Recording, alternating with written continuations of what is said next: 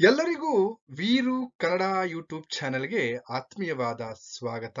ನಾನು ನಿಮ್ಮ ವೀರು ಕನ್ನಡ ಸರ್. ಇನ್ನೂ ಕೂಡ ನನ್ನ ಚಾನೆಲ್ ಅನ್ನ ಸಬ್ಸ್ಕ್ರೈಬ್ ಮಾಡ್ಕೊಂಡಿಲ್ಲ ಅಂತಂದ್ರೆ ಸಬ್ಸ್ಕ್ರೈಬ್ ಮಾಡ್ಕೊಳ್ಳಿ ಅಂತ ಹೇಳ್ತಾ, ಇವತ್ತಿನ ತರಗತಿಯಲ್ಲಿ ಒಂದು ಉತ್ತಮವಾಗಿರ್ತಕ್ಕಂತಹ ಒಂದು ಅತ್ಯುತ್ತಮ ಕಥಾ ಭಾಗದ ಬಗ್ಗೆ ಚರ್ಚೆಯನ್ನ ಮಾಡ್ತಾ ಇದ್ದೇನೆ. ಮಾಸ್ತಿ ವೆಂಕಟೇಶ ಅಯ್ಯಂಗರ್ ಅವರು ಬರೆದಿರ್ತಕ್ಕಂತಹ ಮೊಸರಿನ ಮಂಗಮ್ಮ ಅನ್ನುವಂತಹ ಕಥಾ ಭಾಗದ ಬಗ್ಗೆ ಚರ್ಚೆಯನ್ನ ಮಾಡ್ತಾ ಇದ್ದೀನಿ. ಇವತ್ತಿನ ತರಗತಿಯಲ್ಲಿ ಕಥಾ ಭಾಗ 1ರ ಬಗ್ಗೆ ಚರ್ಚೆಯನ್ನ ಮಾಡ್ತೀನಿ. ಆನಂತರ ಮುಂದುವರೆದಂತೆ ಭಾಗ 2 ಕೂಡ ಇರುತ್ತೆ ನನ್ನ ಚಾನೆಲ್ ಅಲ್ಲಿ, ಗಮನಿಸಿ ಅಂತ ಹೇಳ್ತಾ, ಈಗ ನೇರವಾಗಿ ಈ ಕಥಾ ಭಾಗದಲ್ಲಿ ಬರ್ತಕ್ಕಂತಹ ಪ್ರಶ್ನೆಗಳು ಯಾವ ರೀತಿ ಕೇಳ್ಬೋದು, ಹಾಗೇನೆ ಆಶಯಗಳು, ಪಾತ್ರ ಪರಿಚಯ, ಹಾಗೆ ಪ್ರಮುಖ ಅಂಶಗಳ ಬಗ್ಗೆ, ಎಲ್ಲ ವಿಚಾರಗಳ ಬಗ್ಗೆ ಚರ್ಚೆನ ಮಾಡ್ತೇನೆ. ನೋಡಿ, ಮೊದಲಿಗೆ ಮೊಸರಿನ ಮಂಗಮ್ಮ ಅನ್ನುವಂತಹ ಕಥಾಭಾಗದ ಒಂದು ಆಶಯವನ್ನು ನಾವು ಗಮನಿಸೋದಾದ್ರೆ, ಇಂದು ಒಂದಾದವರು ನಾಳೆ ಜಗಳವಾಡುತ್ತಾರೆ. ಇವತ್ತು ತುಂಬಾ ಅನ್ಯೋನ್ಯವಾಗಿರ್ತಾರಪ್ಪ, ಆದ್ರೆ ಅವರು ನಾಳೆ ಜಗಳ ಆಡ್ತಾರೆ ಅಂತಕ್ಕಂಥದ್ದು. ಇಂದು ಜಗಳ ಆಡ್ದವರು ನಾಳೆ ಒಂದಾಗ್ತಾರೆ ಅಂತ, ಅಯ್ಯೋ ಏನೋ ಇಷ್ಟೊಂದು ಕಿತ್ತಾಡ್ತಾ ಇದ್ರು, ಇವಾಗ ತುಂಬಾ ಅನ್ಯೋನ್ಯವಾಗಿದ್ದಾರೆ ಅಂತಕ್ಕಂಥದ್ದು. ಜಗಳ ಪ್ರೀತಿ, ಪ್ರೀತಿ ಜಗಳ, ಇದು ಬದುಕಿನ ಇನ್ನೊಂದು ಲಯವೂ ಹೌದು ಅಂತಕ್ಕಂಥದ್ದನ್ನ ಇಲ್ಲಿ ಕತೆ ಹೇಳೋದಕ್ಕೆ ಹೊರಡುತ್ತೆ.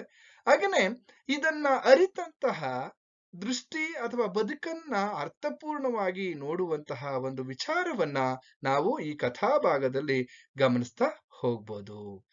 ಹಾಗಾದ್ರೆ ಈ ಕಥೆಯಲ್ಲಿ ಬರ್ತಕ್ಕಂತಹ ಪಾತ್ರಗಳ ಬಗ್ಗೆ ನಾವು ಗಮನಿಸೋದಾದ್ರೆ, ಮನೆಯ ಯಜಮಾನಿ ಅಂತಕ್ಕಂತಹ ಒಂದು ಪಾತ್ರ, ಹಾಗೇನೆ ಮಂಗಮ್ಮ, ಮಂಗಮ್ಮನ ಮಗ, ಮಂಗಮ್ಮನ ಮೊಮ್ಮಗ, ಹಾಗೆ ನಂಜಮ್ಮ, ರಂಗಪ್ಪ. ಈ ನಂಜಮ್ಮ ಯಾರಪ್ಪ ಅಂತಂದ್ರೆ, ಮೊಸರಿನ ಮಂಗಮ್ಮ ಇದ್ದಾಳಲ್ಲ ಅವಳ ಸೊಸೆ ಅಂತಕ್ಕಂಥದನ್ನ ನಾವಿಲ್ಲಿ ಗಮನಿಸ್ತಾ ಹೋಗ್ಬೋದು. ಹೀಗೆ ನಾವು ಕತೆ ಪ್ರಾರಂಭವನ್ನ ಮಾಡೋಣ. ಈಗ ನೋಡಿ, ಹೇಗೆ ಇಲ್ಲಿ ಮನೆ ಯಜಮಾನಿ ಅವರೇ ಈ ಮಂಗಮ್ಮನ ಬಗ್ಗೆ ಒಂದು ಪರಿಚಯವನ್ನ ಮಾಡ್ಕೊಡ್ತಾರೆ. ಯಾರೀ ಮಂಗಮ್ಮ, ಇವ್ರ ಊರ್ ಯಾವುದು, ಅಥವಾ ಇವಳು ಏನ್ ಕೆಲಸವನ್ನ ಮಾಡ್ತಾ ಇದ್ಲು, ಇದ್ರ ಬಗ್ಗೆ ಎಲ್ಲ ಮನೆ ಯಜಮಾನಿ ಇಲ್ಲಿ ಆ ಮಂಗಮ್ಮನ ಬಗ್ಗೆ ಓದುಗರಿಗೆ ಪರಿಚಯಿಸ್ತಕ್ಕಂತಹ ಒಂದು ವಿಚಾರವನ್ನ ನಾವಿಲ್ಲಿ ಗಮನಿಸ್ತಾ ಹೋಗೋಣ. ಪ್ರಶ್ನೆ ನಿಮ್ಗೆ ಈ ರೀತಿ ಕೇಳ್ಬೋದು. ನೋಡಿ, ಮನೆ ಯಜಮಾನಿ ಮೊಸರಿನ ಮಂಗಮ್ಮನನ್ನ ಯಾವ ರೀತಿ ಪರಿಚಯಿಸುತ್ತಾರೆ ಅಂತಕ್ಕಂಥದ್ದನ್ನ ನೋಡ್ಬೋದು, ಅಥವಾ ಮೊಸರಿನ ಮಂಗಮ್ಮನ ಪರಿಚಯ ಅಂತ ನಿಮ್ಗೆ ಪ್ರಶ್ನೆಯನ್ನ ಕೇಳ್ಬೋದು. ಈ ರೀತಿಯಾದಂತಹ 2 ಪ್ರಶ್ನೆಗಳನ್ನ ನಿಮ್ಗೆ ಕೇಳ್ತಾರೆ. ಆಗ ನೋಡಿ, ಇಲ್ಲಿ ಮನೆ ಯಜಮಾನಿ ಹೇಳ್ತಾ ಇದ್ದಾರೆ ಯಾರ ಬಗ್ಗೆ, ಇಲ್ಲಿ ಮೊಸರಿನ ಮಂಗಮ್ಮನ ಬಗ್ಗೆ. ಈ ಮಂಗಮ್ಮನ ಬಗ್ಗೆ ನೋಡಿ, ಮಂಗಮ್ಮ ನಮಗೆ ಬಹು ವರ್ಷದಿಂದ ವರ್ತನೆಯಾಗಿ ಅವರು ಮೊಸರನ್ನ ತಂದು ಕೊಡ್ತಾ ಇದ್ದಾರೆ ನಮ್ಮ ಮನೆಗೆ. ಸುಮಾರು ವರ್ಷದಿಂದ ಮೊಸರಿನ ಮಂಗಮ್ಮ ಏನ್ ಮಾಡ್ತಾ ಇದ್ದಾರೆ, ಇಲ್ಲಿ ಮೊಸರನ್ನ ತಂದು ಕೊಡ್ತಕ್ಕಂಥದ್ದು. ಇಲ್ಲಿ ವರ್ತನೆ ಅಂತಕ್ಕಂತ ಒಂದು ಪದ ಬಳಸ್ತಾ ಇದ್ದಾರೆ. ಏನಪ್ಪಾ ಅಂದ್ರೆ, ಪ್ರತಿನಿತ್ಯ ಮೊಸರನ್ನ ಮನೆಗೆ ತಂದು ಕೊಡ್ತಕ್ಕಂತಹದ್ದು. ಅದಕ್ಕೆ ತಿಂಗಳಿಗೊಮ್ಮೆ ಇವರು ಹಣವನ್ನ ಕೊಡ್ತಕ್ಕಂಥದ್ದು, ಅಥವಾ ಅವತ್ತಿನ ರೇಟ್ ಹೇಗಿರುತ್ತೋ ಅದಕ್ಕೆ ತಕ್ಕಂತೆ ಹಣವನ್ನ ಕೊಡ್ತಕ್ಕಂಥದ್ದನ್ನ, ಇದು ಒಂದು ರೀತಿಯಲ್ಲಿ ನಾವು ವರ್ತನೆ ಅಂತ ಕರಿತೀವಿ. ಇದು ಗ್ರಾಮೀಣ ಭಾಗದಲ್ಲಿ ಗಮನಿಸ್ತಾ ಹೋಗ್ಬೋದು. ಅದು ಇತ್ತೀಚಿನ ದಿನಗಳಲ್ಲಿ ನಗರದಲ್ಲಿ ಕೂಡ ಆ ರೀತಿ ಇರ್ತಕ್ಕಂಥದ್ದು ನಾವು ಗಮನಿಸ್ತಾ ಹೋಗ್ಬೋದು ಅಂತ ಹೇಳ್ತಕ್ಕಂಥದ್ದು. ಹಾಗೇನೆ ಮೊಸರಿನ ಮಂಗಮ್ಮ ಸಾಮಾನ್ಯವಾಗಿ ನಮ್ಮ ಕೇರಿ ಕಡೆ ಬಂದಾಗ ನಮ್ಮ ಮನೆಗೂ ಕೂಡ ಬರುತ್ತಾರೆ. ಮನೆ ಯಜಮಾನಿ ಹೇಳ್ತಾ ಇದ್ದಾರೆ, ಮೊಸರಿನ ಮಂಗಮ್ಮ ಅವ್ರ ಊರಿಗೆ ಹೋಗ್ಬೇಕಾದಂತ ಸಂದರ್ಭದಲ್ಲಿ, ಹಾಗೇನೆ ಮೊಸರನ್ನ ಕೊಡ್ಬೇಕಾದಂತ ಸಂದರ್ಭದಲ್ಲಿ ಅವರು ನಮ್ಮ ಮನೆ ಹತ್ರ ಬಂದು ಹೋಗ್ತಾರೆ. ಈ ಮೊಸರನ್ನ ಬೆಳಗ್ಗೆ ತಂದಂತಹ ಸಂದರ್ಭದಲ್ಲಿ ಏನ್ ಮಾಡ್ತಾರಪ್ಪ ಅಂದ್ರೆ, ಮೊಸರು ತಗೊಳ್ತೀರಾ, ವಾ ಒಳ್ಳೆ ಮೊಸರು ಅಂತ ಸಾರ್ತಾ ಅಥವಾ ಕೂಗ್ತಾ ಬರ್ತಕ್ಕಂಥದ್ದು.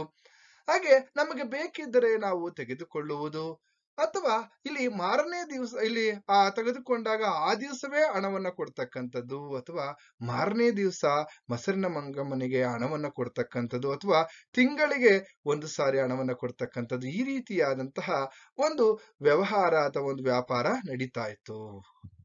ಹಾಗೇನೆ ಇಲ್ಲಿ ಮತ್ತೆ ಹೇಳ್ತಾ ಇದ್ದಾರೆ, ಇಲ್ಲಿ ಮಂಗಮ್ಮನ ಊರು ಯಾವ್ದಪ್ಪ ಅಂತಂದ್ರೆ, ಅದು ಇಲ್ಲಿ ಅವರ ಎಲ್ಲ ಒಂದ್ ಕಡೆ ಅವಲೂರು ಪಕ್ಕದ ಯಾವುದೋ ಒಂದು ಹಳ್ಳಿ.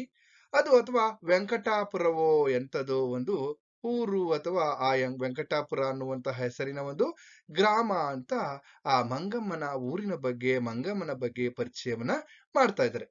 ಹಾಗೇನೆ ಇಲ್ಲಿ ನಾನು ಸ್ವಲ್ಪ ಒಳ್ಳೆ ಮಾತನಾಡ್ತೀನಿ ಅಂತ ಹೇಳಿ ಅದಕ್ಕೆ ಒಂದು ದಿನ ಅವ್ರೇನ್ ಮಾಡ್ತಾರಪ್ಪ ಅಂದ್ರೆ ಹಳ್ಳಿಯಿಂದ ಬಂದ ಹಾಗೆ ಒಂದು ಸಲ ಹಾಗೇನೆ ಮೊಸರನ್ನೆಲ್ಲ ಮಾರಿ ಆನಂತರ ಅವ್ರ ಊರ್ಗ್ ಹೋಗ್ಬೇಕಾದಂತಹ ಒಂದ್ ಸಲ ನಮ್ಮ ಮನೆ ಹತ್ರ ಬಂದು ಆ ಮನೆಯ ಮುಂಭಾಗದಲ್ಲಿ ಅಥವಾ ಮನೆಯ ಅಂಗಳದಲ್ಲಿ ಕುಳಿತು ಎಲೆನೋ ಅಡಿಕೆನೋ ಹಾಕೊಳ್ತಾ ಹಾಗೇನೆ ಇನ್ನೊಂದ್ ಕಡೆ ಆ ತಮ್ಮ ಮನೆಯ ಅಥವಾ ತಮ್ಮ ಅನುಭವದ ಮಾತುಗಳನ್ನ ಹೇಳ್ತಾ ಹಾಗೇನೆ ಇಲ್ಲೆಲ್ಲೋ ಒಂದ್ ಕಡೆ ಇದು ಅವರ ಮನೆಯ ಈ ಮಂಗಮ್ಮ ಏನ್ ಮಾಡ್ತಾ ಇದ್ಲಪ್ಪ ಅಂದ್ರೆ ತನ್ನ ಅನುಭವದ ಮಾತುಗಳನ್ನ ಹೇಳುವ ಜೊತೆಗೆ ತನ್ನ ಮನೆಯಲ್ಲಿ ನಡೆದಂತಹ ನಿತ್ಯದ ಈ ಘಟನಾವಳಿಗಳನ್ನು ಕೂಡ ಇಲ್ಲಿ ಮನೆ ಯಜಮಾನಿಗೆ ಹೇಳ್ತಾ ಇದ್ರು ಅಥವಾ ಮೊಸರನ್ನ ತೆಗೆದುಕೊಳ್ತಾ ಇರ್ತಕ್ಕಂತಹ ಮನೆ ಯಜಮಾನಿ ಇದ್ರಲ್ಲ ಅವಳಿಗೆ ಅಲ್ಲಿ ಮೊಸರಿನ ಮಂಗಮ್ಮ ತನ್ನ ಮನೆಯ ಘಟನಾವಳಿಗಳನ್ನೆಲ್ಲವನ್ನು ಕೂಡ ಹೇಳ್ತಕ್ಕಂತಹ ಒಂದು ವಾಡಿಕೆಯನ್ನು ನಾವಿಲ್ಲಿ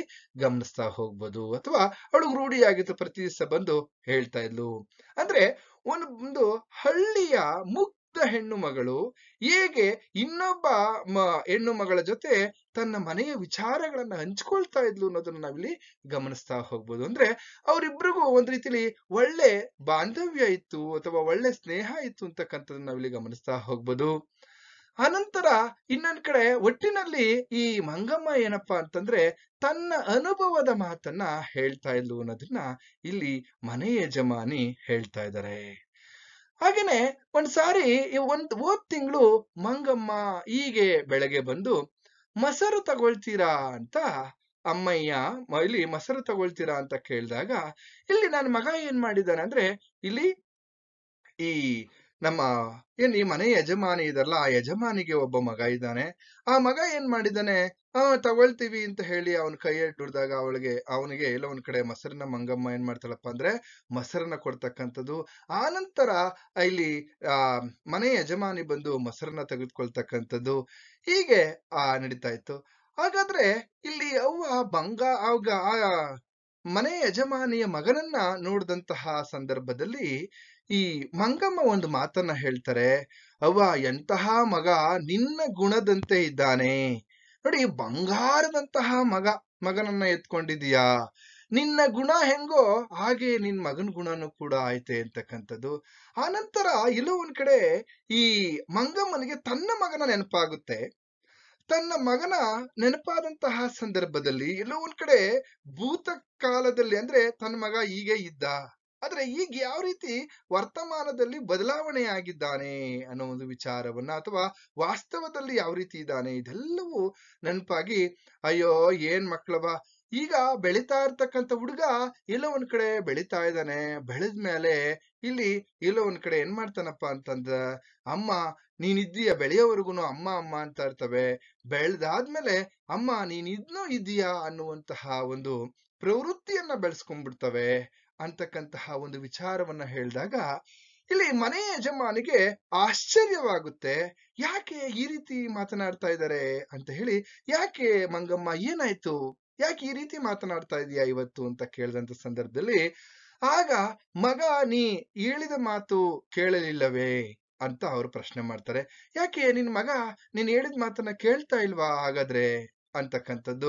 ಅಯ್ಯೋ ಸರಿ ಬಿಡವ್ವ, ನನ್ ಮಗ ಕೇಳಿದ್ರು, ನನ್ ಕೈ ಹಿಡಿದಂತಹ ಗಂಡನೇ ಎಲ್ಲೋ ಒಂದ್ ಕಡೆ ನನ್ ಮಾತನ್ನ ಕೇಳಲಿಲ್ಲ, ನಾನು ಸರಿಯಾದಂತಹ ಸೀರೆಯನ್ನ ಉಡೋದಿಲ್ಲ ಅಂತ ಹೇಳಿ ಚೆನ್ನಾಗಿ ಬಣ್ಣ ಬಣ್ಣದ ಸೀರೆಯನ್ನ ಉಡ್ತಾ ಇರ್ತಕ್ಕಂತಹ ಹೆಣ್ಣಿನ ಸಹವಾಸವನ್ನ ಮಾಡಿ ಅವನು ಕೂಡ ಸತ್ತೋದ.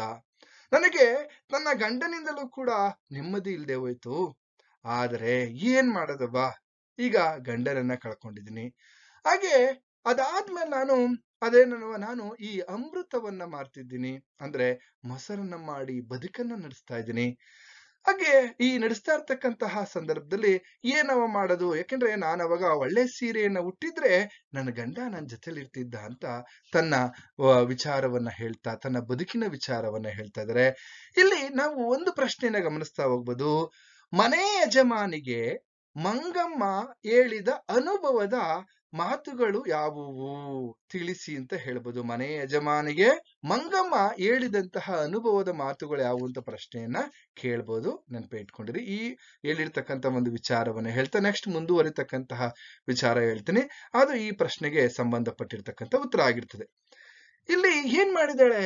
ಹಾಗಾದ್ರೆ ಅವಳ ಪ್ರಕಾರ ಹೆಂಗಸು ಗಂಡನ ಮುಂದೆ ಹೇಗಿರ್ಬೇಕು ಅನ್ನುವಂತಹ ಒಂದು ವಿಚಾರವನ್ನ ತನ್ನ ಅನುಭವದ ಮಾತನ್ನ ಇಲ್ಲಿ ಹೇಳ್ತಾ ಹೋಗ್ತಾಳೆ. ಏನು ನೋಡುವ, ಏನಾದ್ರೂ ಆಗ್ಲಿ ಒಂದು ಹೆಂಗಸು ಇಲ್ಲಿ ಹಾಕೊಳ್ತಕ್ಕಂತಹ ಒಂದು ಸ್ಯಾರಿ ಕೂಡ ಅಂದ್ರೆ ಒಂದು ಸೀರೆನೂ ಕೂಡ ತುಂಬಾ ಉತ್ತಮ ಆಗಿರ್ಬೇಕು. ಗಂಧ ತೂರಿದ್ದ ಏನೋ ಒಂದ್ ಕಡೆ ತೋರಿದ್ನನ್ನ ತೆಗೆದುಕೊಂಡು ಮನಸ್ಸಿಗೆ ಸಮಾಧಾನ ಅಥವಾ ಇಳಿಸ್ಕೊಳ್ಬೇಕು. ಹೀಗೆ ತಾಯಿ, ನೀನು ಈಗ ಹುಟ್ಟಿದ್ದೀಯಲ್ಲ, ಈ ಒಂದು ಸೀರೆ ಅದು ಏನೋ ಕೆಲಸ ಮಾಡ್ಬೇಕಾದ್ರೆ ಹಾಕೋಬೇಕು. ಆದ್ರೆ ಒಂದ್ ಕಡೆ ಆ ಒಂದು ಗಂಡಸಿನ ಬಗ್ಗೆ ಮಾತನಾಡ್ತಕ್ಕಂಥದ್ದನ್ನ ಅವಳು ಹೇಳ್ತಾ ಇದ್ದಾಳೆ. ನೋಡವ್ವ, ಈ ಗಂಡಸರನ್ನ ಸರಿಯಾಗಿ ಇಟ್ಕೋಬೇಕು ಅಂದ್ರೆ ಒಂದು 4 ಉಪಾಯಗಳನ್ನ ನೀನು ಗಮನಿಸ್ಬೇಕು ಅಂತ ತನ್ನ ಅನುಭವದ ಮಾತನ್ನ ಹೇಳ್ತಾ ಇದ್ದಾರೆ. ನೋಡಿ, ಮನೆಯ ಯಜಮಾನಿಗೆ ಇಲ್ಲಿ ಮಂಗಮ್ಮ ಹೇಗೆ ಗಂಡಸರಿಗೆ ಚಪಲ ಜಾಸ್ತಿ, ಇವರನ್ನ ನಿಯಂತ್ರಣದಲ್ಲಿ ಇಟ್ಕೋಬೇಕು ಅಂದ್ರೆ ಈ ಒಂದು ಉಪಾಯವನ್ನ ನೀನು ಗಮನದಲ್ಲಿ ಇಟ್ಕೋಬೇಕು. ಯಾವ ಉಪಾಯ ಅಂತ ಹೇಳೋದಾದ್ರೆ ಅವಳು ಏನ್ ಹೇಳ್ತಾ ಇದ್ದಾರೆ ಇಲ್ಲಿ ಅಂತ ನೋಡೋದಾದ್ರೆ, ಇವರು ಹೇಳ್ತಾರೆ ಅಂತ ನೀನು ಆ ರೀತಿ ಇದ್ ಮಾಡಬಾರ್ದು. ನೋಡಿ, ಆಗಾಗ ಇಲ್ಲಿ ಬಾಯಿಗೆ ರುಚಿಯಾಗಿ ಏನಾದರೂ ಮಾಡಿಕೊಡ್ಬೇಕು.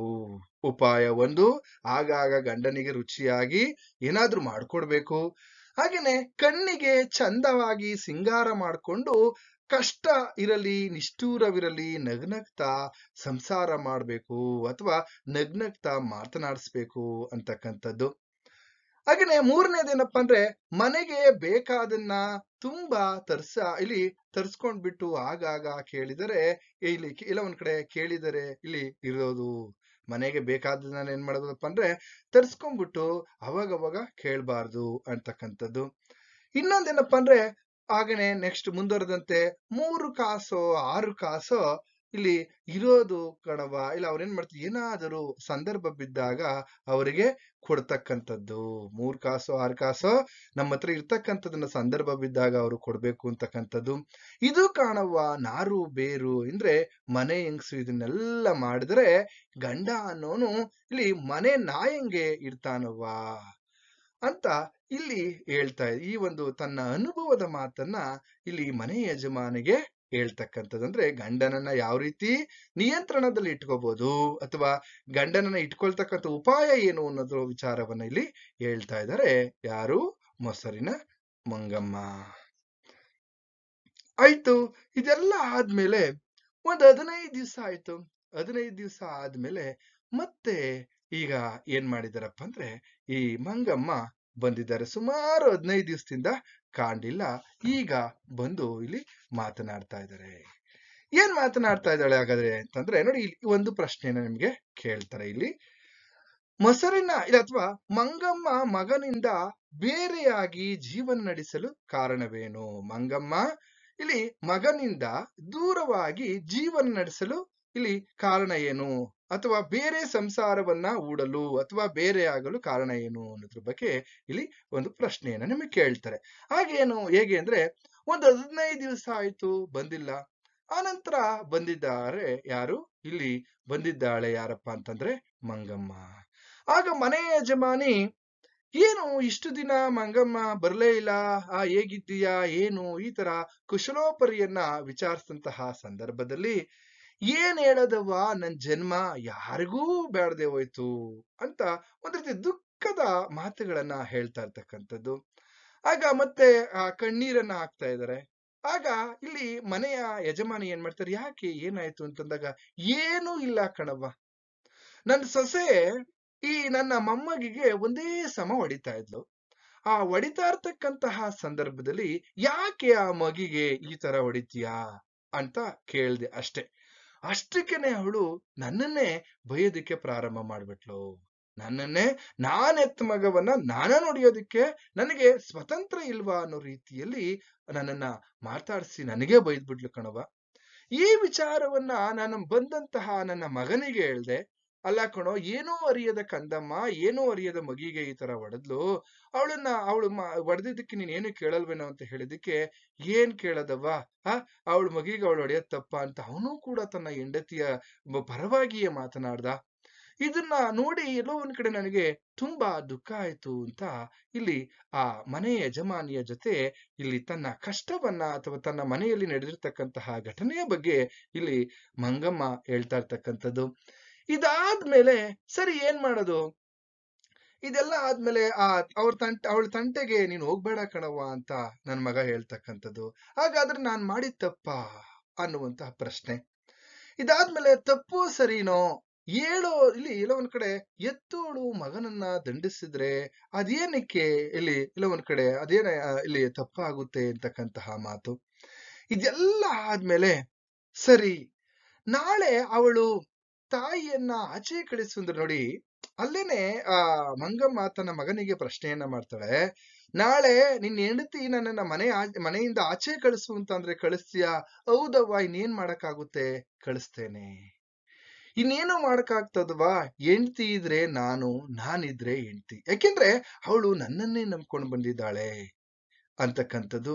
ಹಾಗಾದ್ರೆ ನನ್ ಗತಿ ಏನು ಅಂತ ಅಂದ್ರೆ, ನನ್ ಗತಿ ಏನು ಅಂತ ಮಂಗಮ್ಮ ಪ್ರಶ್ನೆ ಕೇಳಿದಾಗ, ನಿನ್ಗೇನವ್ವ? ಹಿಂಗೆ ಎಲ್ಲ ಒಂದ್ ಕಡೆ ದನ ಇದೆ, ಇಲ್ಲಿ ಇನ್ನೊಂದ್ ಕಡೆ ಏನಪ್ಪಾ ಅಂತಂದ್ರೆ ಇಲ್ಲಿ ಎಲ್ಲ ಒಂದ್ ಕಡೆ ಆ ಕರ ಇದೆ, ದುಡ್ಡಿದೆ, ಕಾಸಿದೆ, ಮತ್ತೆ ನಾನಿದ್ದೀನಿ, ಎಲ್ಲವೂ ಇದೆ. ಅವಳಿಗೆ ಯಾರವ್ವ ಇದ್ದಾರೆ? ಅವಳು ತನ್ನ ತನ್ನ ತವರು ಮನೆಯನ್ನ ಬಿಟ್ಟು ಬಂದಿದ್ದಾಳೆ, ಅವಳಿಗೆ ಯಾರ ಗತಿ ಅಂತಕ್ಕಂತಹ ಮಾತನ್ನ ಹೇಳಿದಾಗ, ಎಲ್ಲೋ ಒಂದ್ ಕಡೆ ಆ ವಿಚಾರವನ್ನ, ತನ್ನ ಮನೆಯ ಘಟನೆಯನ್ನ ಮಂಗಮ್ಮ ಮನೆಯ ಯಜಮಾನಿಗೆ, ಮೊಸರನ್ನ ತೆಗೆದುಕೊಳ್ತಕ್ಕಂತಹ ಮನೆಯ ಯಜಮಾನಿಗೆ ಹೇಳ್ದಂತ ಸಂದರ್ಭದಲ್ಲಿ ಏನು ಇಲ್ಲ, ಧೈರ್ಯವನ್ನ ಹೇಳಿ ಮೊಸರನ್ನ ತೆಗೆದುಕೊಂಡು ಅವಳನ್ನ ಉಪಾಯದಿಂದ ಅವಳ ಕೋಪಕ್ಕೆ ಅವಳಿಗೆ ಸಮಾಧಾನವನ್ನ ಮಾಡಿಸಿ ಕಳಿಸ್ತಕ್ಕಂತಹ ಒಂದು ಸಂದರ್ಭವನ್ನು ನಾವಿಲ್ಲಿ ಗಮನಿಸ್ತಾ ಹೋಗ್ಬೋದು. ಇದಿಷ್ಟು ಮೊಸರಿನ ಮಂಗಮ್ಮ ಅನ್ನುವಂತಹ ಕಥಾ ಭಾಗದ ಇಲ್ಲಿ ಭಾಗ 1ರ ಸಾರಾಂಶವನ್ನ ನಾನು ತಿಳಿಸಿದ್ದೀನಿ. ಭಾಗ 2ರಲ್ಲಿ ಇನ್ನೂ ಅನೇಕ ವಿಚಾರಗಳನ್ನ ಚರ್ಚೆಯನ್ನ ಮಾಡ್ತೀನಿ ಅಂತ ಹೇಳ್ತಾ ಇಲ್ಲಿಗೆ ಈ ತರಗತಿಯನ್ನ ಮುಗಿಸ್ತಾ ಇದ್ದೀನಿ. ನಿಮ್ಗೆಲ್ರಿಗೂ ಕೂಡ ಶುಭವಾಗ್ಲಿ.